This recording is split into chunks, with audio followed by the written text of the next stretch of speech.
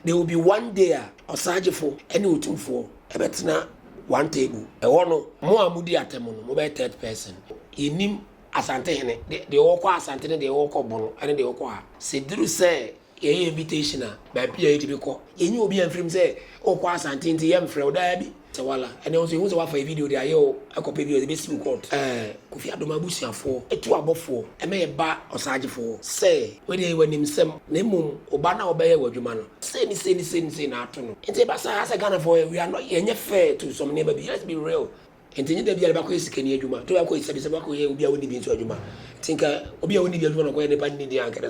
Come back and say.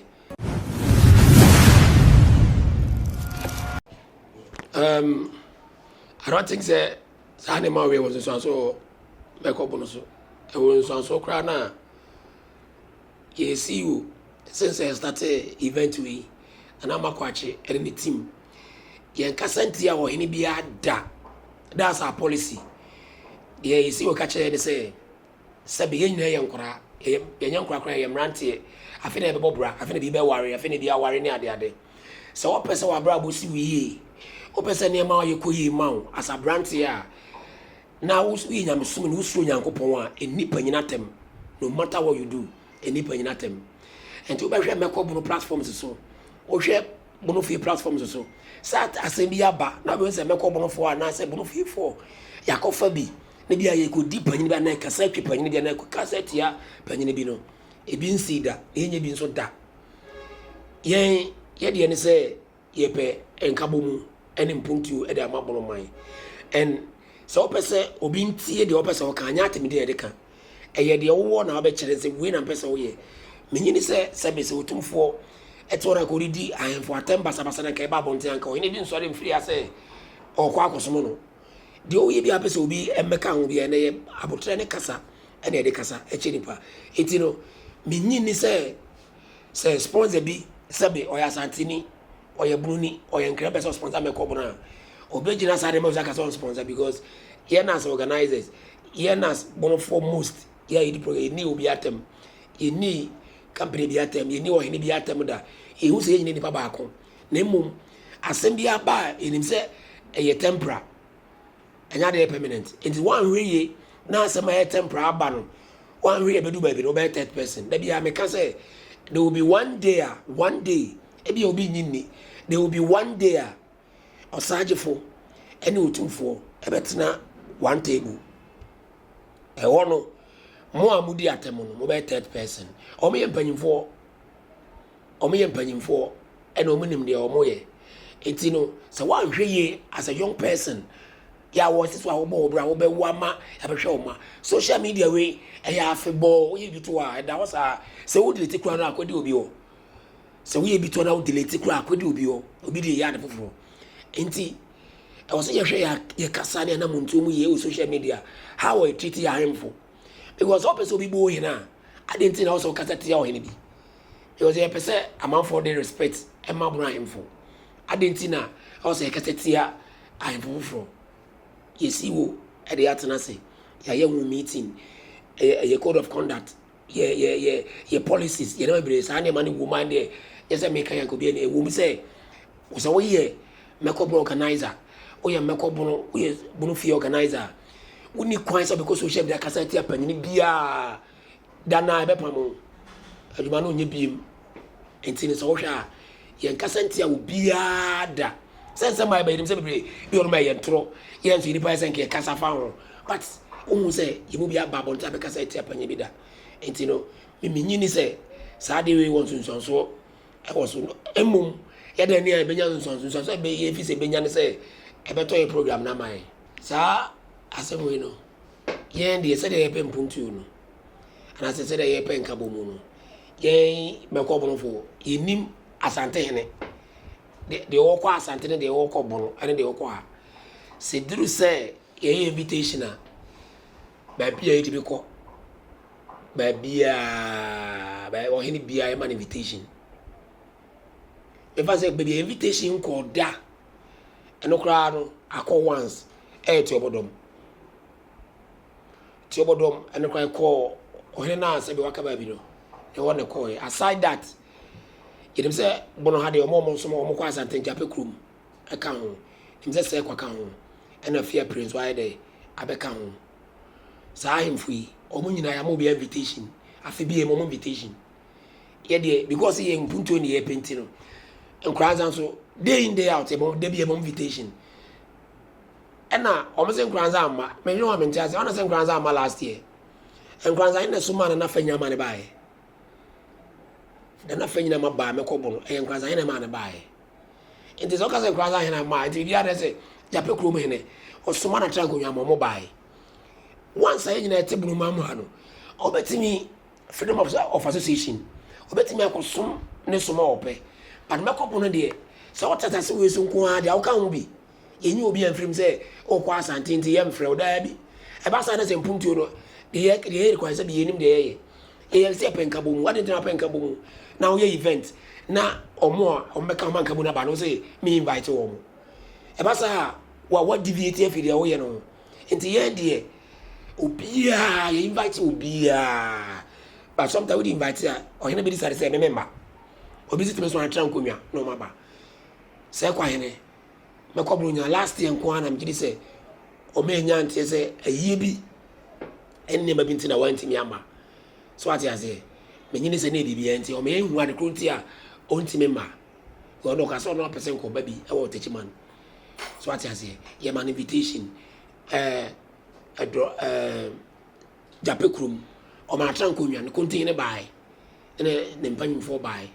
because o mo feel say e bro ne ye pen kan bo say see ekwan ya na suma mo kan say o pese brekum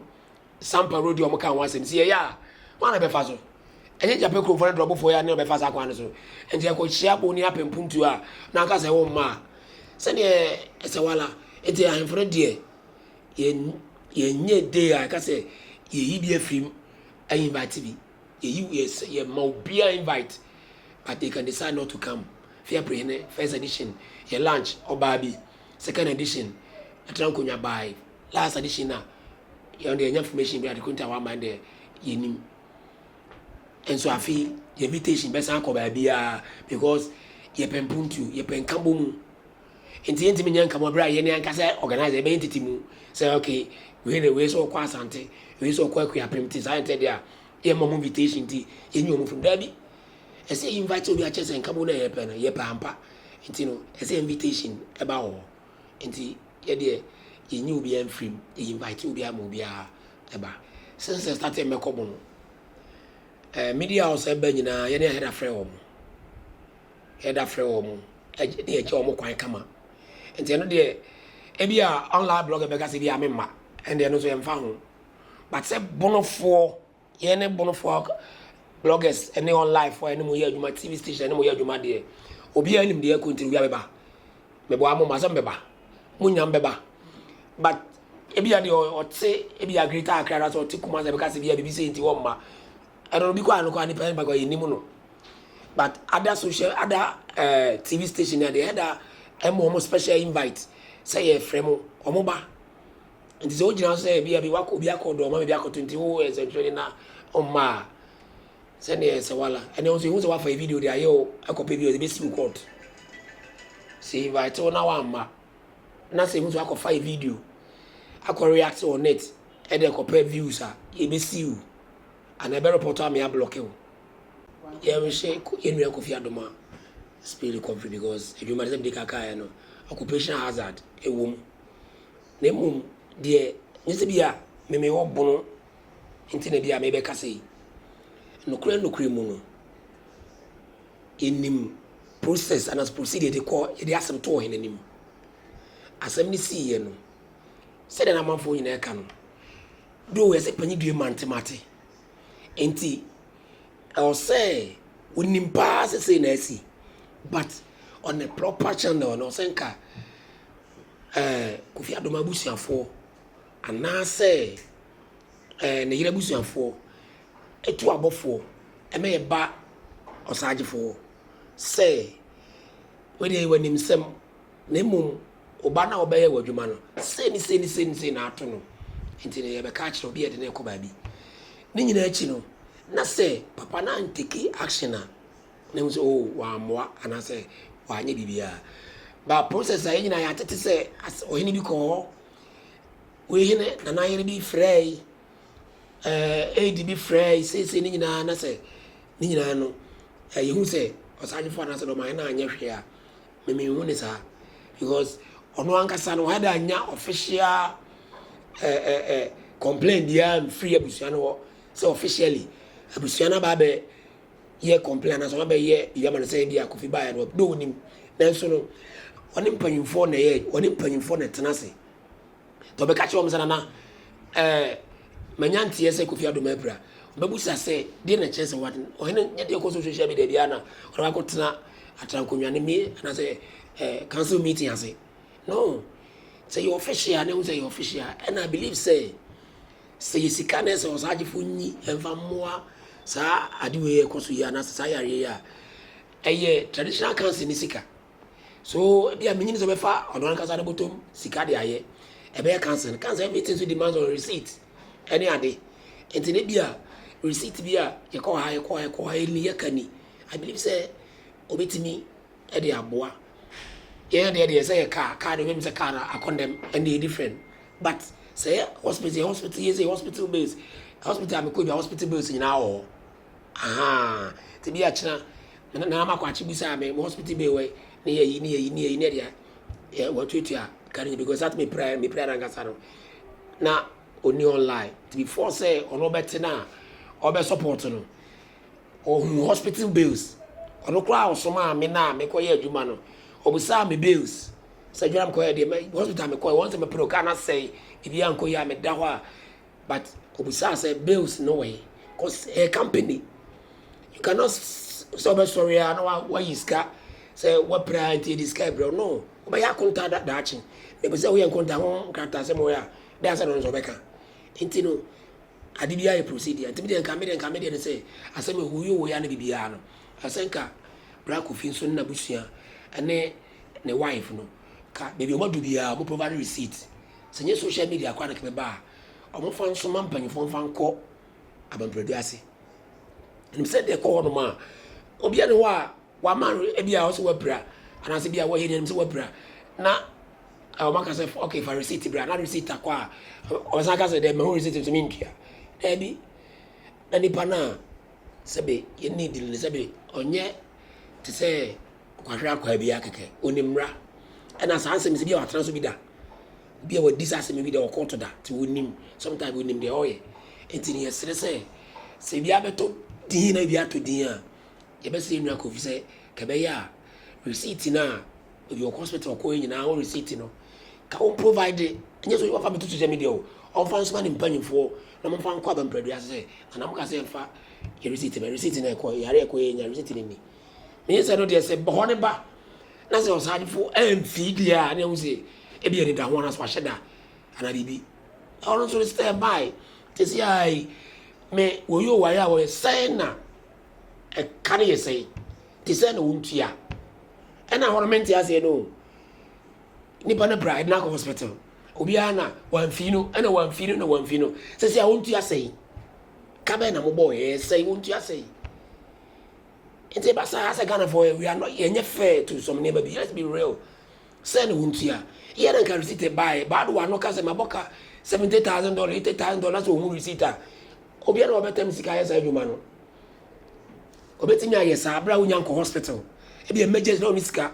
e obetira Ibrahim Mahama mo ne mo sika no bi ye no emergency unyanko hospital no obetimi ayesika bi a opa aba but wako hospital na wie ni die ya still say ya mo ano previous receipt is all the ba na panye bi wo mo asan dey aboa wo enti mesre say Ghana for yinsu ntwe ni pa no nsi bone se bi eta obi nti de obi be fan say nye ba mi so di pa no e wo de wo kan so e wo mpa ba because e ta no nti no o kan se bia e fan say bone se si a me question no say yenu Kofi say wapra de me gas was sorry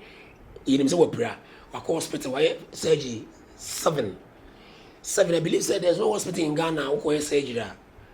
ye ma receipt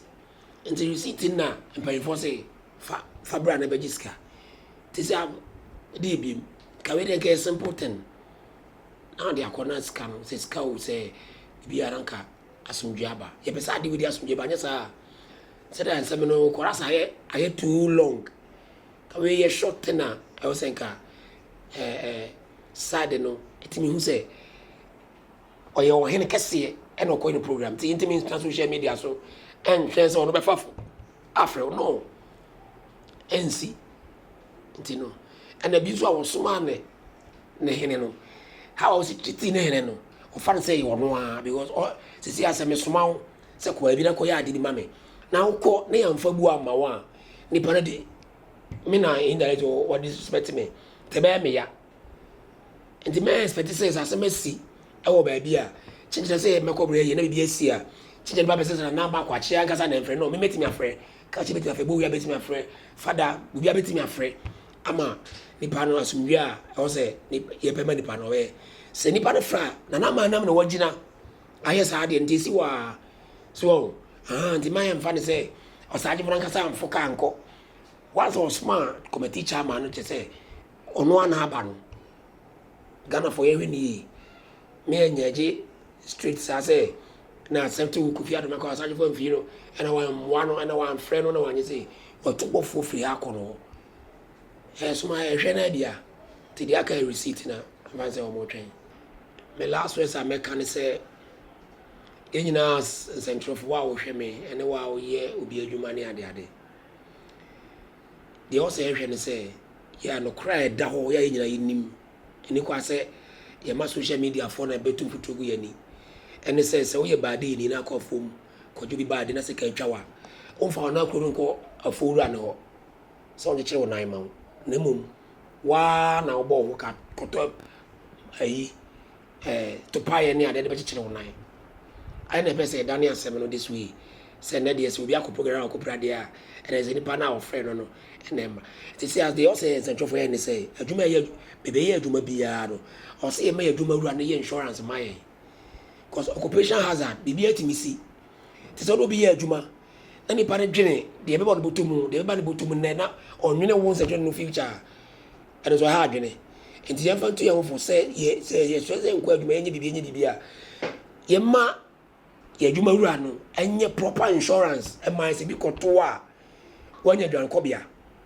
because we see ye no me see wo kasa ubisa ti membesa ye ne insurance bi akasa ye sunya de say ibetimi atu bi a kamewu ya majame ne mawo de ne behwe wo mo wana behwe wo mo na makwachi betimi ahwe wo mo be ayi pe na asa adwuma nso ye nya ye de ne e be ko de na e be didi te de ne be wutim ka say ukwa obe print wonye obeye ebedi enti na mum osisi yechi enne say since we see yepe and am nim see you kasa ene insurance company bi akasa o insure company ni we work ni nyina ye insure bia ti obi akoba bi na bi koto na yinim say o dwanko bia o nsechi ban ye beboa no enne o say we media person we TV person we ye wan ye nya sa nsechi ban no say bi koto a wan ko friend o wan ko body o ba o ma be ye adwa say be adwa bi ko wa no wan san ko bonus bo na mum be bia de adwa na soma wo no na eso take charge of your eso hwe enti no mai mfa asembisi a na de tutu ye hofo na de a make next step o ya brabom Kofi Adomah asem ye baaye amana ni ba bire so nyansa wo abrabom media mu ni ade ti mesre se mai ma adwuma nko anya ye de se adwuma ne di akire ye koba ne mum ye hwe ye insurance nso how I need adwuma pan for be kamea ya insurance amaya se be bi tu ye ne a ye nkobo obi so bo ne mum ye na betimi akove se nipa no e wo pepa so obeboa wa ene bonus ni ba no pepa so we pray wa be program we pray obeboa wa e bonus but ne conscience na dream o say ehun ni fa so obeboa wa enye force enye press conference ye so what press conference ni eni ha bia contract akosan ni adwuma ne san ye eni wadwuma ne soma awo no omo na wo so no omo tenase na no obi ana o maka entinyi da bia ba ko esikani adwuma to ya ko esabi ba ko ye obi a woni bi nso adwuma tinka obi a woni bi adwuma no ko ye ne ba ni di ankere so ko meka ne say ko be ne ban say omo $50,000 $100,000 $50,000 Mr. Mankwa Me offer was a niska bania de any project no. As would be a me offer sika money or problem. Enemremu. Na monte tap sending kan. No so ne Tap send ye easy, fast and secured way. Ubetimi send this free amanone. Aba Ghana bank account and as a mobile money account. Untia transfer fee bia. Sir, I will buy anything. Chirani say won ko App Store na Play Store. On download the tap send app no. Or download dia. Ebebu sanso promo code. O ma de pet TV shim. Obenya €5,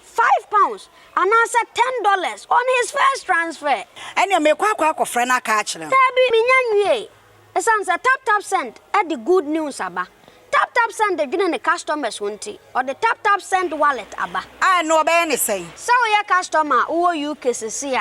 Ubetimi akọ tap send app no no create wallet woso. Enti se rate ne kosora now the sika ko gu wallet no. Anase mpo betimi atosusu nkakra enti abere sem a opeso send sika ba Ghana no anse wa send sika na ba Ghana anase oba o my Ghana mu a watimi ayusu sika e wo wallet no tie and you said to say you use momo Ghana hayru sa pepepe se si tap send that trainer shim kopiem wo United Arab Emirates Netherlands and Austria tap send na papa no